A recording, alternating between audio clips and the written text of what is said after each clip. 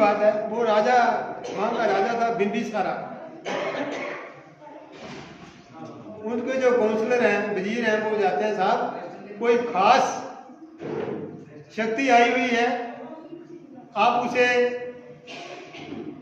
देखो, उसे मिलो, जरूर कोई बड़ी बात है। राजा बिंबिसारा उनसे मिलने के लिए अपने कोर्टियर्स को साथ लेके जाते हैं।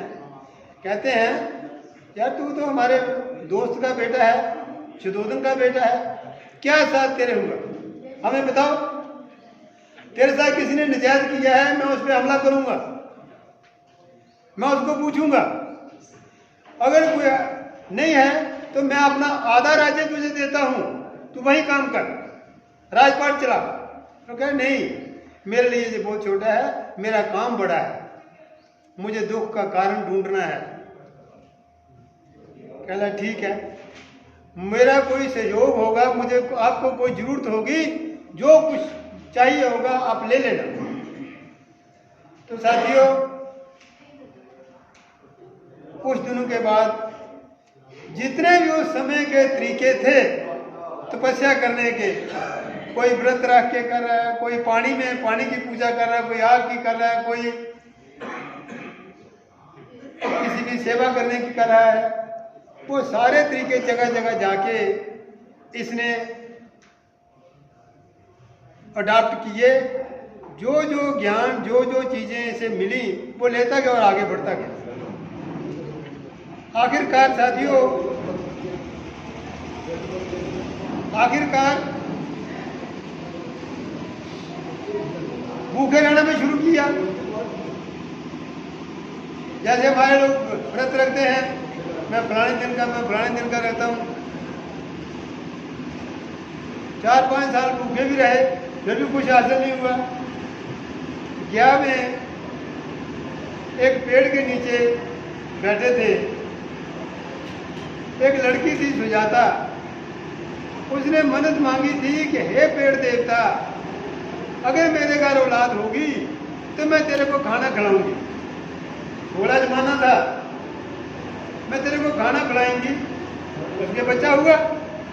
उसने अपनी जो स्लेव गर्ल थी उसको कहा हमारे घर में बच्चा हुआ है, तू पेड़ देवता को खाना दे। वो भी बोलने वाली थी। उस पेड़ के नीचे महात्मा बुद्ध बैठे हुए थे। जब बैठे थे तो वो मेडिटेशन में थे। पाली भाषा थी, उस वक्त पाली भाषा प्रचलन में थी और गुरु रविदास के समय में मक्ति या अवधि थी।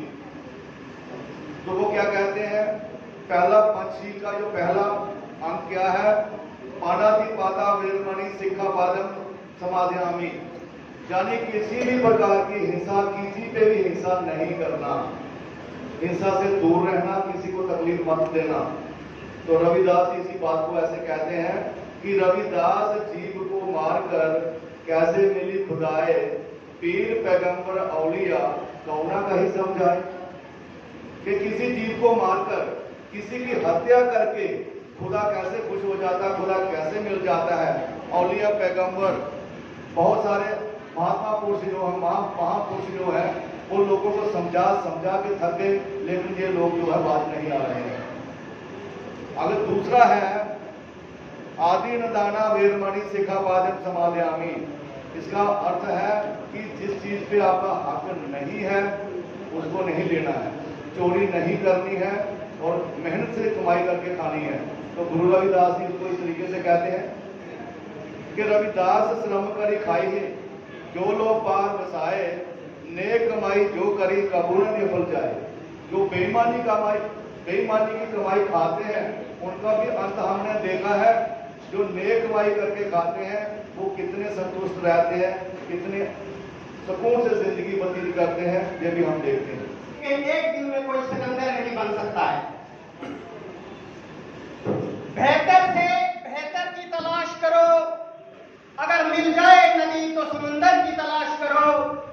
ठोकर खाने से हर चीज टूट जाती है, लेकिन ये कामयाबी ही है जो ठोकर खाने के बाद ही आती है।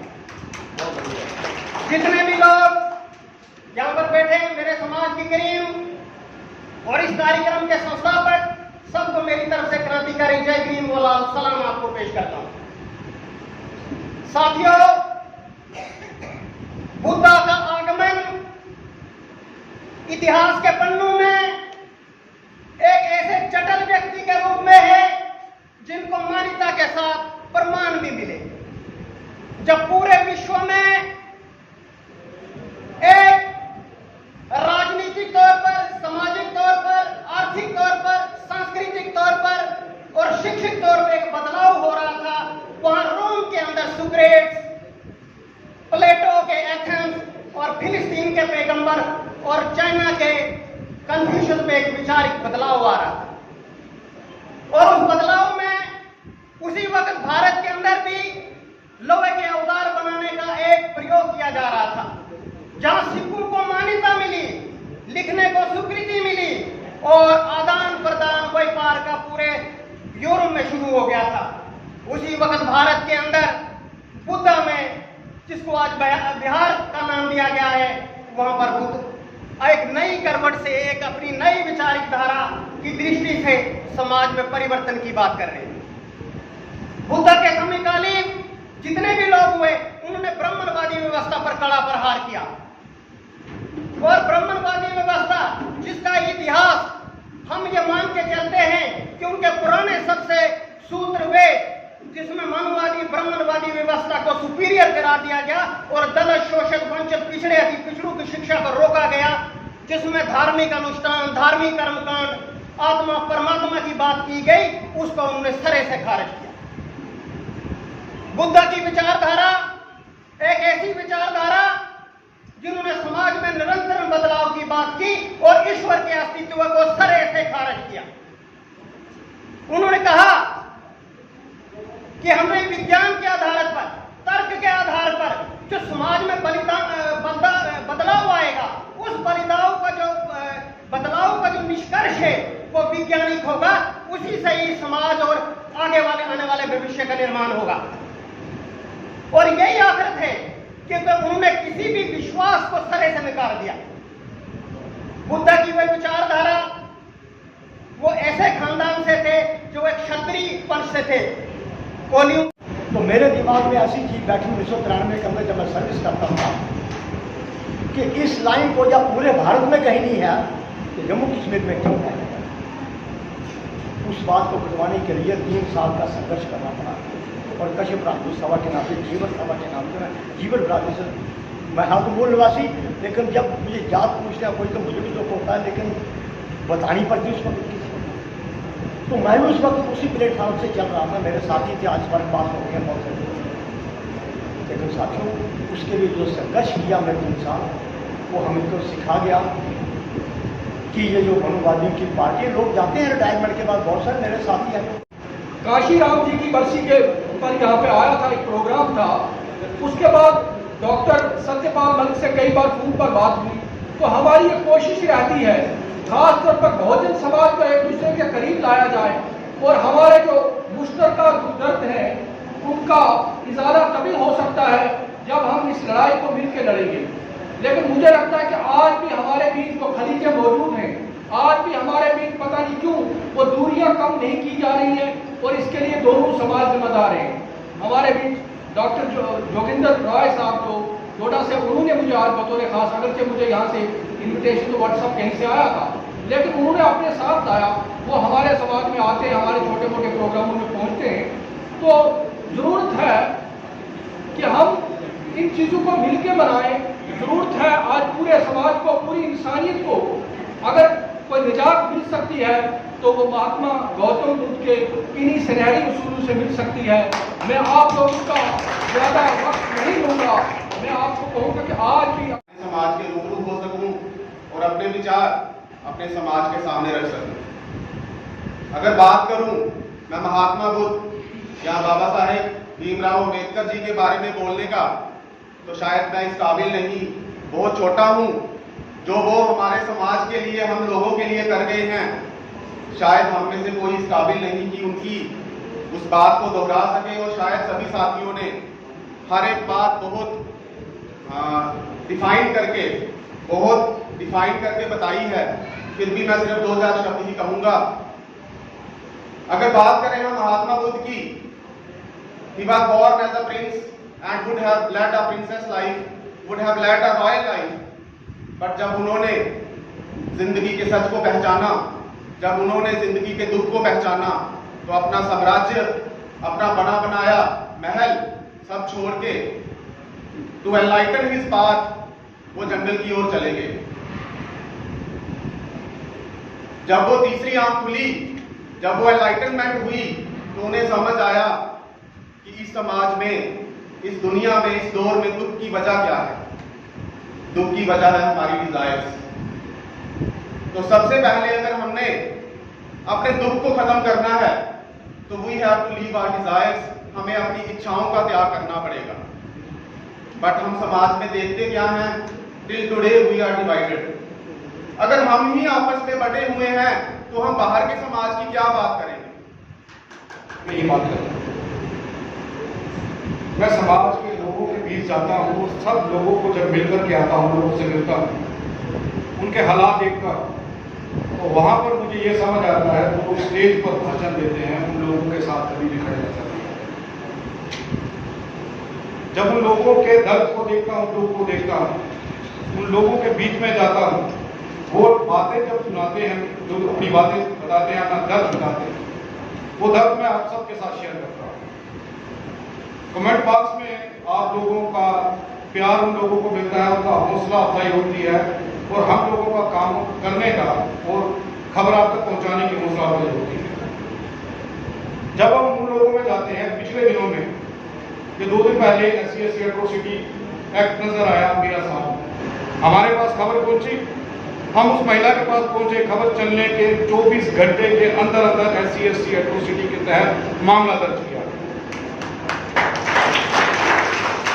वो मामला दर्ज हुआ, पंडित के पीछे कम से कम 250 पंडित उसको बचाने के लिए पहुंचे, लेकिन उस दलित महिला के पीछे एक भी दलित आदमी मुझे खड़ा हुआ नहीं दिखा।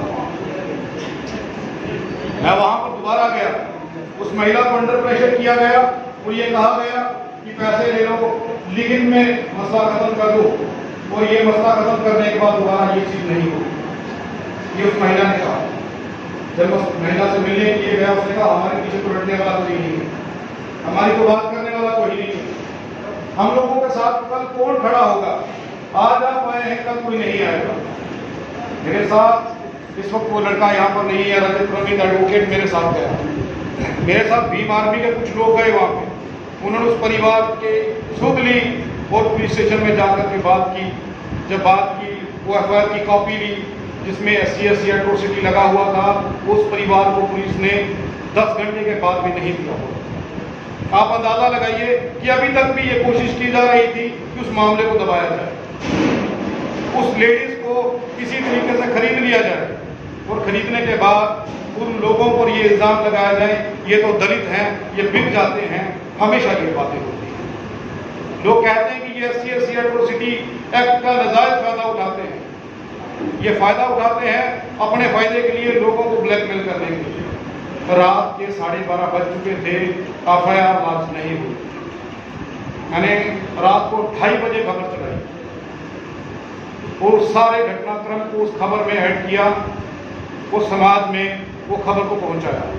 पुलिस प्रशासन के लोग उसी वक्त सतर्क हुए और उस पंडित को उठा करके जेल में डाला। अब मामला ये था कि RTI इंडिया न्यूज ने तो अपना काम कर दिया, लेकिन समाज ने क्या करना था, समाज की क्या जिम्मेवारियां थी, ये मेरे कहने की और बताने की जरूरत नहीं है। उस परिवार के बाहर, घर के बाहर, उस परिवार के उस विधवा जनानी को, विधवा औरत के घर के बाहर हजारों महिलाएं होनी चाहिए थी, हजारों दलित लोग होने चाहिए थे उसकी परेशानी को समझने के लिए, लेकिन अफसोस है कि आज तक उसके घर कोई नहीं पहुंचा। आप लोगों की जागरूकता ने RTI इंडिया न्यूज को जितना प्यार दिया है, RTI इंडिया न्यूज की कीमत अब लाखों रुपए में आंकी गई है कि मुझे अभी 10,000 लोग देख रहे हैं, मुझे अभी लाखों लोग क्यों नहीं देख रहे, और लाखों लोगों का रिएक्शन नीचे क्यों नहीं आ रहा। क्या समाज नहीं चाहता कि समाज की बात हो? इसीलिए आपको ये बातें आ रही हैं। और मेरी खबर पर प्रतिक्रिया देने से पहले और मुझे फोन करने से पहले ये सोच लिया करो कि कभी भी बिना एविडेंस और बिना सबूत के मैं बात नहीं करता। मुझे पता है मेरा समाज बड़ी जल्दी डरता है, बड़ी जल्दी इन लोगों को दबा लिया जाता है और उस इलाके के लोग आकर के इन लोगों को खरीदने की ऑफर करते हैं और इन लोगों को छोटी सी अमाउंट में खरीद लिया जाता है। अब आप ये समझ लीजिए कि कटरा के अंदर जिस बच्ची का होटल के अंदर मौत हुई है, 1 महीने से ज़्यादा हो गया, एफआईआर को दूर पुलिस प्रशासन उस परिवार की बात सुनने के लिए राजी नहीं था। हमने उनके पिता से रामनगर में बात की, खबर चलाई, वहाँ के कुछ संगठन डीआईजी को मिलने के लिए गए। हो सकता है कि अब कार्रवाई हो, उस बच्ची को इंसाफ मिले। वो मुझे ये कहते हैं कि आप सिर्फ दलित समाज की बात नहीं करते, आप स्वर्ण जातियों की बात क्यों नहीं करते। समय कम है तो वही बातें करने वाला हूँ, तो हमारी बातें क्यों नहीं करते। मैंने कहा तुम लोगों के पास मुख्य धारा का मीडिया, हमारे चैनल सब कुछ है, इन लोगों के पास ऐसा कुछ भी नहीं है जहाँ पर इनकी बात, और ना ही आप इनकी बात करना चाहते। हम अगर इनकी बात कर रहे हैं, आप लोगों को उसकी तकलीफ हो रही है, उस तकलीफ को, तुम्हारे उस षड्यंत्र की मार को झेलने के लिए हम तैयार हैं। लेकिन शर्त ये है कि ये बहुजन समाज जाग जाए, ये उन लोगों को पहचान जाए जो लोग इन लोगों का कत्लेआम करना चाहते हैं, जो इनके आने वाले भविष्य को खत्म करने की तैयारियां कर चुके हैं। मुझे यूपी से, बिहार से, उत्तर प्रदेश से, यूके से, इंग्लैंड से, जापान से फोन आते हैं दलितों में, वो अप्रिशिएट करते हैं। लेकिन अफसोस होता है कि यहाँ के मेरे वो लोग, जिन लोगों के साथ अट्रॉसिटी हो रही है, जिन लोगों के ऊपर अत्याचार हो रहा है, वो इस चीज़ के ऊपर प्रतिक्रिया भी नहीं देना चाहते। मैं इसी के साथ अपनी वाणी को यहाँ पर विराम देता हूँ। मुझे 5 मिनट दिए गए थे, लेकिन मैं ये कहना चाहता हूँ, आप लोग जाग जाइए। ये जम्बूद्वीप जम्मू कैसे बना और शासक गुलाम कैसे बने, ये समझना जरूरी होगा।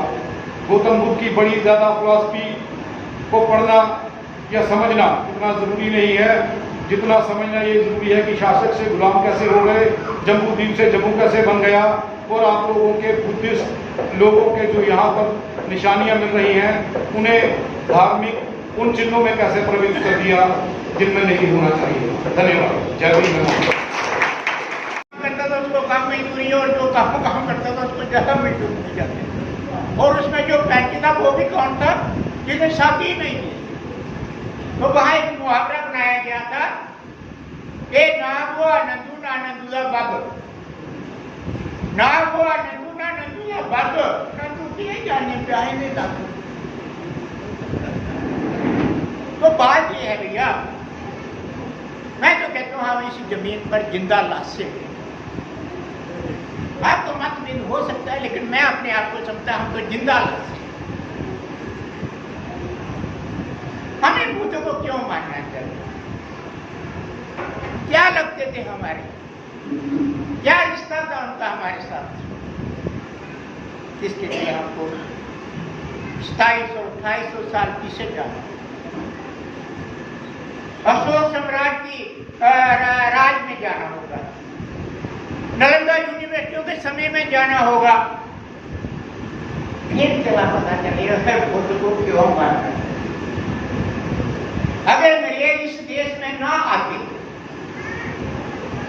ना बाबा साहब होते, ना महात्मा फूले होते, ना हम को हाथ लगाया जा सकता है या तो प्रूफ को महसूस किया जाता है। अगर इसके परे कोई चीज है तो उसको मानती ना साइंस है ना हमारे महापुरुष मानते। आप मान लीजिए बुद्ध तथ्यों पर आधारित है। बुद्ध ने आत्मा को नहीं देखा तो बोला आत्मा नहीं है, और किसी ने आत्मा को नहीं देखा, लेकिन कोई भी नहीं बोलता आत्मा नहीं देखी। मेरी बात समझ रही है आपको? बुद्ध ने तथ्य के आधार पर बोला कि आत्मा नहीं है, बाकी सारे लोग बोलते हैं आत्मा है।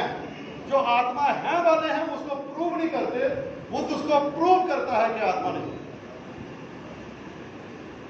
किसी डॉक्टर को पूछ लीजिए, वो पूरी बॉडी को चीर फाड़ कर दे, बाकी सारी चीजें नजर आएंगी, वो नजर नहीं आएगी। बुद्ध कहता है कि ये नहीं है। अब ये आत्मा नहीं है तो बंदे को फंसाना है, तो आत्मा चली जाती है परमात्मा के पास। पहले आत्मा नहीं थी, बुद्ध ने कहा नहीं है, फिर जब वो नहीं है तो बचना कैसे, अंधविश्वास कैसे करना है, उसको आपको परमात्मा के साथ जोड़ना है। मैं इसका एक आपको एग्जाम्पल देना चाहता हूँ। भरद्वाज नाम का एक बहुत पंडित, उस जमाने में पंडित का मतलब कुछ और होता था, आज वाला पंडित नहीं।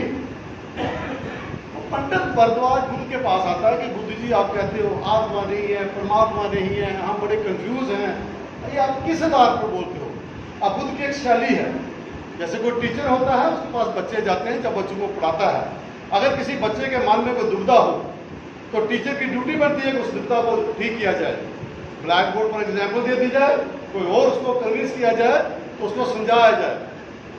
तो बुद्ध भरद्वाज को बोलता है कि आपने मेरे मुंह से सुना कि आत्मा परमात्मा नहीं है, आप कभी मेरे पास आए। तो कहता भगवान मैं तो नहीं आया हूं, लेकिन लोग ऐसे बोलते हैं। तो उसने कहा चलो ऐसा करते हैं, आपने आत्मा को देखा? भगवान मैंने तो नहीं देखा। आपने परमात्मा को देखा? भगवान मैंने नहीं देखा। क्या आपके पापा जी ने देखा होगा? नहीं भगवान नहीं देखा। वो आपके दादा ने देखा होगा? नहीं देखा। आपके परदादा ने देखा होगा? नहीं देखा। तो वो चरदादा तो बुद्ध चले जाते हैं उनके अपने बात सुनो, जब आपने भी नहीं देखा, आपके दादा परदादा ने नहीं देखा, आपके रिश्तेदार ने नहीं देखा, फिर किसी ने नहीं देखा, तो फिर किसने देखा? तो भगवान हम तो नहीं देखा, क्योंकि जब नहीं देखा तो चर्चा बंद कर देते हैं, चर्चा बंद कर देते हैं। लेकिन हमारे बाकी लोग इसके ऊपर चर्चा बंद नहीं करते, क्योंकि सबूत नहीं है। सबूत नहीं है तो अंधविश्वास को फैलाना है। इसलिए मैं कह रहा हूं कि तथागत बुद्ध ऐसा इंसान जो तथ्य के बगैर बात नहीं करता है। तो कौन है वो हमारा महापुरुष श्याम मास्टर जी कह रहे थे 70 यूनिवर्सिटियां लोग गर्व करते थे। जैसे नालंदा की बात कर रहे थे, 15,000 स्टूडेंट, उसमें 5,000 टीचर, 10,000 जो है वो स्टूडेंट पढ़ने वाले। दुनिया में कौन सा ऐसा देश है, उन्हें कौन सी ऐसी फिलासफी है, आज भी दुनिया में ऐसा कोई यूनिवर्सिटी नहीं है जहाँ इतने लोगों की व्यवस्था हो, वो पढ़ते हो, वहाँ रहने का उनका वहाँ बंदोबस्त हो, वहाँ खाने का बंदोबस्त हो। ऐसा है, ये हमारी सभ्यता है, ये हमारी विरासत है। जो एक व्यक्ति एक जानवर को गुलाम बनाकर अपना काम लेता है, वो व्यक्ति, जब उस किस्म का व्यक्ति एक व्यक्ति को गुलाम बनाकर अपना काम ले सकता है, ये बड़ी बात है। तथागत गौतम बुद्ध की लड़ाई इसी गुलामगिरी के खिलाफ थी, इसी आजादी के खिलाफ थी। और कबीर साहब की लड़ाई भी इसके खिलाफ थी, और गुरु रविदास जी की लड़ाई भी इसी गुलामी के खिलाफ थी। और बाबा साहब ने भी उसी गुलामी के खिलाफ एक जहाज शुरू की, एक सीजलेस स्ट्रगल उन्होंने की। ज्योतिराव फुले ने भी इसी चीज के बारे में स्ट्रगल की। मैं ये पूछना चाहता हूं अपने बहनों से भी और भाइयों से भी, आप में से कितने लोग हैं जो ये महसूस करते हैं और जानते हैं कि हम गुलाम हैं? जरा हाथ खड़ा कर दीजिए। जो सच्चे मन से ये जानते हैं कि हम गुलाम हैं, ये बात समझ में आ जाएगी कि हमें कितनी जानकारी है अपने बुजुर्गों के ज्ञान। तो आप तो बहुत बड़े काम हुए, और मेरे ख्याल में सही बात ही है, सच तो यही है। बाबा साहब ने कहा था, गुलाम को गुलामी का एहसास करा दो तो वो इनकलाब करेगा। जब हमें अपनी गुलामी का एहसास ही नहीं होगा तो इनकलाब कहां से होगा? 10 से 12 सीनियर साथी थे जिन्होंने अपने अपने विचार रखे। साथ में मानव काशीराम जी के कोटेशन है, वो बोलते थे कि जो लोग अपने बाप को नहीं जानते या अपने बाप की बात नहीं मानते, उनको लोग आप अपनी भाषा में क्या बोलते हैं। तो वो हम लोग ऐसा समझ सकते हैं कि आज हम 75 साल हो गए देश को आजाद हुए, हम डॉक्टर्स हैं, IAS हैं, PCS हैं, इंजीनियर हैं, क्या क्या है, कोई डेजिग्नेशन ऐसी नहीं है दुनिया में जो हमारे समाज में नहीं हो। और अभी तक हम अपने बाप को नहीं पहचान पाए, अपने उनकी विरासत को नहीं पहचान पाए। और ये जो हमने लादा हुआ है गंदगी का ढेर, इसको हम छोड़ने के लिए बार बार कह रहे हैं कि इसको छोड़ो, इसको छोड़ो।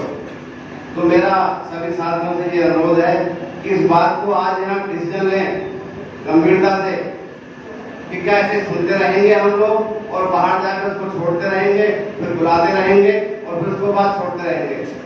एक कोई डेट होनी चाहिए कमिटमेंट कि हमें करना क्या है। एक तो मैं आपसे ये कहना चाहता हूँ। दूसरी बात ये साथियों, हमारे लिए जो आज 21 मई 2001 को माइकल बांसाल हुए हैं साइंटिस्ट, उनकी बहुत बड़ी टीम है, 125 साइंटिस्ट थे। उन्होंने आज 21 मई 2001 को डिक्लेयर किया था दुनिया के सामने कि जो जिसने ये वर्ण व्यवस्था बनाई, वर्ण व्यवस्था अननेचुरल है और ये मानवता के भी खिलाफ है। इंसानों में जाति होती नहीं है। जो जाति व्यवस्था वर्ण व्यवस्था बनाई वो इस देश का रहने वाला नहीं है। ये बात साइंस ने प्रूव किया है। उसका साइंटिस्ट का नाम है डॉक्टर माइकल बांसाल। वो उसकी जो डेट है वो आज ही की डेट है 21 मई 2001। तो हमको थैंक्स बोलना चाहिए कि उन्होंने हमारी समस्या को आइडेंटिफाई किया और दुनिया के सामने एक्सपोर्ट किया कि जिन्होंने हमें जाति व्यवस्था थोपी वो बाहर का विदेशी है, ब्राह्मण यानी विदेशी है। ये साइंस ने प्रूव किया है। दूसरी बात साथियों, जो ये जो वर्ण व्यवस्था है ये सभी लोग आप जानते हो कि अननेचुरल है। ये अननेचुरल है जिसके लिए तथागत गौतम बुद्ध ने सबसे पहले रेवोल्यूशन किया। तो हम जितने भी साथी यहाँ पर जो बोल रहे हैं उन्होंने सीधे सीधे वर्ण व्यवस्था का विरोध किया। जो वर्ण व्यवस्था थी उस टाइम पर जाति व्यवस्था नहीं थी। 4 वर्ण में बटे हुए थे, ब्राह्मण, क्षत्रिय, वैश्य और शूद्र। तो उन्होंने वर्ण व्यवस्था का विरोध किया, वर्ण व्यवस्था को खत्म किया और इस देश में समता मूलक समाज की स्थापना की। उसी के लिए सभी हमारे महापुरुषों ने संघर्ष किया, जो भी हमारे संत हुए। तो वो जो वर्ण व्यवस्था थी उसी के लिए बाबा साहब ने संविधान में उसको प्रोविजन किया है कि ये संविधान की जो प्रेमबल है